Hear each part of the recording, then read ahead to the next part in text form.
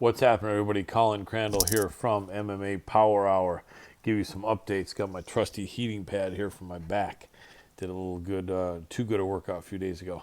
Anyway, let's get to it here. Post weigh-ins thoughts for UFC Fight Night 207. Jennifer Maia, Manon Fior.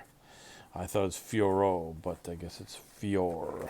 Manon Fior, and definitely a lot taller than Jennifer Maia. But yeah, these odds absolutely ridiculous, making Manon Fior 4-1 favorite when she's jumping up in class like this against someone that could potentially clearly beat her. There's definitely value in Jennifer Maia. A lot of people kind of notice, or some maybe, that Maya tends to fight up or down to her opponents. And I think she's going to be really motivated here to beat the French-Canadian Fior. And I think she can do it. I wouldn't put a lot of money on it, but I think there's definitely value in Jennifer Maia, and also the proposition of Jennifer Maia by submission. Although it's unlikely you get a huge payoff for that, so there's value there. Bruno Souza, Luis Saldana, no opinion there. Just not enough information about these guys. Vyacheslav Slava Claus Borichev against Mark Diakase. Borichev is the favorite. I think Borichev wins that fight. I'm not going to make that an official pick, I don't think. Or should I? Diakase's really tough, though, and the Brits have been fighting really hard lately. So that's not going to be an official pick, but I do lean Borichev. Dana Batjere, or Batjerel versus Chris Gutierrez. That's going to be a barn burner. I'm leaning Gutierrez, the underdog, but not enough to make it an official pick. They're both in great shape coming into it. Batjere looks like he doesn't have an ounce of body fat on him, and Gutierrez is in nearly as good shape. Matthias Nicolau and David Dvorak. Again, really good battle of prospects. Both guys in great shape. I'm leaning Nicolau, but not an official pick, and I could be wrong. That's a close fight. Carol Rosa, except in Portuguese the R is an H, pronounced as an H, so Hosa versus Sarah McMahon. I'm going to go for the dog here, Sarah McMahon.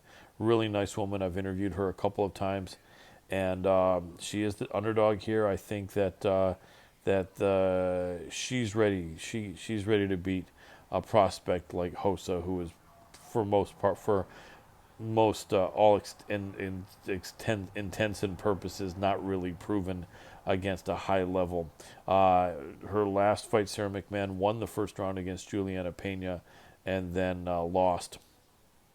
But that aged well because Pena is now the world champion. So I think McMahon, value in the dog money. I make McMahon an official pick here. She looked in amazing shape.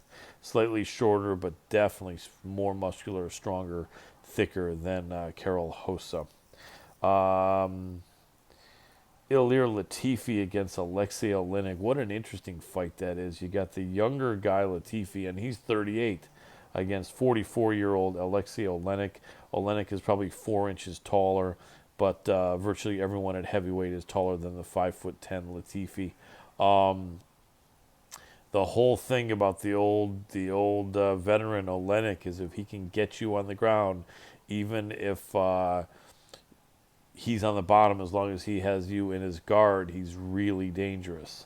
Latifi, I just think, is not going to get caught and submitted, and is just too strong, and the 6-year age difference, I think, is going to mean something here. So I do have the Swede, the Albanian out of Sweden, Ilir Latifi, winning over Alexei Oleinik. I had a good exchange with Ilir Latifi, being the first one to ask questions at the Dominance MMA number 2, Dominance MMA Management number 2 media day about 3 years ago. A really good dude.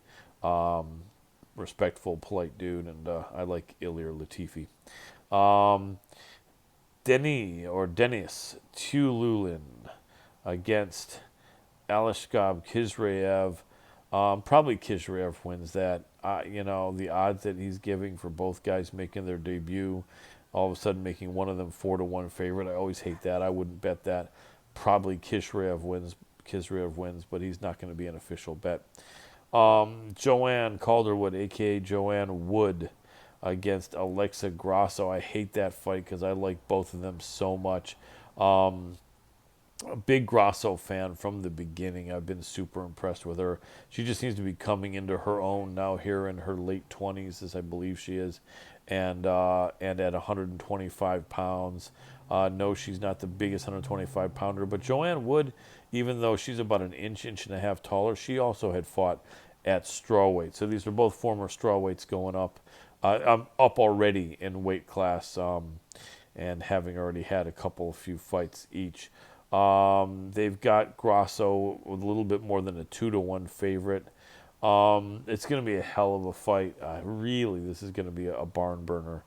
But I have to go with Alexa Grasso, although this is going to be a scary one. It's going to be a nail biter. And both are such nice women. I wouldn't mind seeing Joanne Wood win, but I do think Alexa Grasso wins. And it's too bad because Wood really needs a victory here. She could possibly be cut if she doesn't win, although I hope not. And then the main event, Curtis Blaydes against Chris Daukaus. Blaydes is just definitely a bigger guy. He's about an inch and a half taller, and looks like he's probably got 30 pounds more muscle, at least 20, than Chris Daukaus. Substantial favorite, almost 4-1, minus 335, minus 350 for Blaydes, plus 250 to plus 280. The comeback on Chris Daukaus. Interviewed Curtis about 3 years ago. Really cool dude, nice guy. Interviewed Chris Daukaus. I just said Blaydes. I thought I said Blaydes, but interviewed Curtis 3 years ago. Interviewed Chris about 2 or 3 times in the last couple of years. Super nice guy as well. This is a tough one. I'm not going to make a call on this. The odds are probably right with Blaydes being a pretty big favorite, but no call on that because you never know. Daukaus really wants to get back on the winning track, but Blaydes really wants this win as well, and they're both really, really tough guys. But that's about my thoughts. Should be a good card here, and some of these fights are really, really close. A lot of them might be. I think we may see a lot of decisions. I'm going to go so far to say I think we may see a lot of decisions. But it's always more exciting if we don't, so I hope I'm wrong. Anyway, that's about it. And we'll see what happens. And check out MMA Power Hour next Tuesday, as always, on the Hannibal TV, on YouTube and on Facebook. And please follow my new YouTube channel right here. Really appreciate you. Peace.